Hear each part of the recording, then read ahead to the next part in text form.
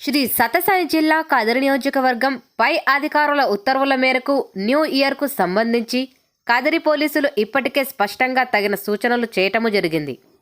అన్ని షాపులు ఇతర వ్యాపార సముదాయాలు కూడా ప్రతిరోజు మాదిరిగానే ఈ రోజు రాత్రి కూడా అదే సమయం వరకే నడుస్తాయి తప్ప ప్రత్యేక సమయం అంటూ ఎవరికీ ఇవ్వలేదన్న విషయం గమనించగలరు.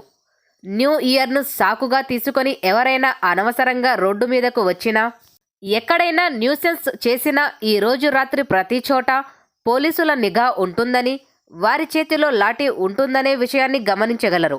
Inspector of police Kadiri town PS